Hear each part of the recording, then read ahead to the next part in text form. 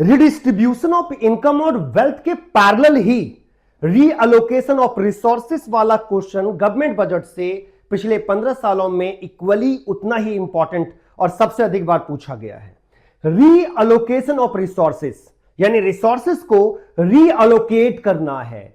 देश में मौजूद जो रिसोर्सेस कुछ अमीर लोगों के पास बहुत ज्यादा मात्रा में है और कुछ गरीब लोगों के मतलब बड़ी मात्रा में गरीब लोगों के पास बहुत कम मात्रा में है।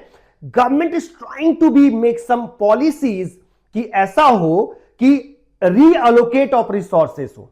And what government doing on it, government अपने फिस्कल पावर को यानी गवर्नमेंट के पास जो खर्च करने का पावर होता है, पैसों के मैनेज करने का जो पावर होता है, उसे यूज करती है, फिस्कल पावर को यूज करती है किन चीजों को ध्यान में रखकर कि भारत की यानी कि देश की इकोनॉमिकल एंड सोशल प्रायोरिटीज क्या है, प्राथमिकता क्या है समाज के लिए आर्थिक रूप से और सामाजिक तौर पर।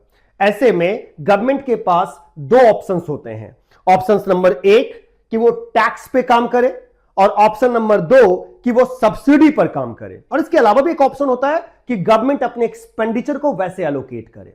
देखिए, दुनिया का कोई भी देश ये नहीं चाहेगा कि नेगेटिव एक्सटर्नलिटीज भारत के अंदर ज्यादा बढ़े यानी नकारात्मक प्रभाव ज्यादा बढ़े। जैसे ये बात सही है कि अल्कोहल पे, सिगरेट्स पे, टोबैको प्रोडक्ट्स पे से देश का और युवाओं का और लोगों का नुकसान होता है, but at the same time in सभी चीजों से सरकार को रेवेन्यू भी बड़ी मात्रा में आता है। इसीलिए सरकार क्या करती है, इस प्रकार की चीजों पर बहुत ही हैवी टैक्स डालती है। अभी भी आपने देखा होगा स्पेशल टैक्स के तहत 40% तक टैक्स डाल दिया गया है इन तमाम चीजों पर, ताकि सरकार को ज्यादा ज्यादा रेवेन्यू मिले और कम से कम इसका मिनिमम कंजप्शन हो महंगाई की वजह से। तो गवर्नमेंट टैक्स इंपोज कर देती है ऐसी कमोडिटी पे ताकि सोशल प्रायोरिटीज को ऊपर रखा जाए। इसके अलावा जो लोग कंज्यूम करेंगे तो उनकी मजबूरी होगी कि भाई उनको पैसा खूब सारा सरकार को देना ही पड़ेगा। दूसरा, गवर्नमेंट यह भी कोशिश करती है कि अमीर लोगों से जुड़ी हुई सभी कमोडिटी एंड सर्विसेज पे उसके इनकम पर प्रोग्रेसिव टैक्स यानी ज्यादा टैक्स लगाया जाए ताकि उसकी रियल इनकम को मिनिमाइज किया जाए, और गरीब लोगों से जुड़ी हुई लगभग सभी कमोडिटी एंड सर्विसेज पे या तो टैक्स ना लिया जाए या एकदम नॉमिनल टैक्स लिया जाए और अधिक से अधिक सब्सिडी दी जाए। ऐसा करने से गरीब लोगों की रियल इनकम में ग्रोथ होता है, परचेजिंग पावर में ग्रोथ होता है, और अमीर लोगों की परचेजिंग पावर फॉल होता है और उसकी रियल इनकम डाउन होती है। इससे एक रीएलोकेशन ऑफ रिसोर्सेज की प्रक्रिया पॉसिबल होती है सोशल जस्टिस के साथ। इसके अलावा क्या करती है गवर्नमेंट क्या करती है, प्रोविजन ऑफ पब्लिक एक्सपेंडिचर यानी जो देश के लिए जरूरी है, देश के लिए जरूरी है देश की सुरक्षा, तो भारत सरकार डिफरेंट सेगमेंट्स में खर्च करती है। देश के लिए जरूरी है लॉ एंड ऑर्डर यानी देश में सभी राज्यों की लॉ एंड ऑर्डर शानदार रहे तो सरकार उसमें एक्सपेंडिचर करती है। इसके अलावा एडमिनिस्ट्रेशन खर्चों में सभी जिलाधिकारी वहां सभी खर्च होते हैं। भाई देश चलेगा कैसे, तो जितने भी गवर्नमेंट एम्प्लॉयज हैं, गवर्नमेंट एम्प्लॉयज को जो मटेरियल चाहिए वो सब में पैसा खर्च होता है, तो गवर्नमेंट एडमिनिस्ट्रेशन में पैसा खर्च करती है।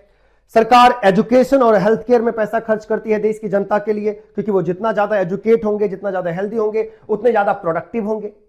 तो रीअलोकेशन ऑफ रिसोर्सेस मतलब similar like redistribution of income and wealth, जिसमें गवर्नमेंट अपने फिस्कल पावर को इस्तेमाल करती है नेशन के यानी देश के सोशल एंड इकोनॉमिकल प्रायोरिटीज को ध्यान में रखते हुए। कंक्लूजन यह है कि सरकार टोबैको और अल्कोहलिक प्रोडक्ट पे खूब सारा टैक्स इंपोज करती है ताकि सोशल जस्टिस हो सके, कम से कम इन प्रक्रियाओं में एंगेज्ड हो और सरकार के लिए ज्यादा ज्यादा टैक्स रेवेन्यू क्रिएट हो। और अमीर लोगों से जुड़ी हुई सभी कमोडिटी सर्विसेज एंड इनकम पे ज्यादा टैक्स लगा दिया जाता है लग्जोरियस मानकर, ताकि उनके रियल इनकम को कम किया जा सके, और अमीर लोगों को नाम मात्र का टैक्स या नहीं टैक्स देना पड़ता है, ज्यादा सब्सिडी मिलती है ताकि उसका रियल इनकम बढ़े। इसके अलावा सरकार पब्लिक एक्सपेंडिचर करती है हेल्थ केयर पे, एजुकेशन पे, एडमिनिस्ट्रेशन पे, डिफेंस इक्विपमेंट्स पे और लॉ एंड ऑर्डर को मैनेज करने के लिए। इस तरीके से गवर्नमेंट अपना ऑब्जेक्टिव साधती है, पूरा करती है गवर्नमेंट बजट का रीअलोकेशन ऑफ रिसोर्सेज का। बहुत ही इंपॉर्टेंट है, ध्यान से समझिए और एग्जाम में आने वाले प्रश्न है, इसलिए जेहन में दिमाग में बिठा कर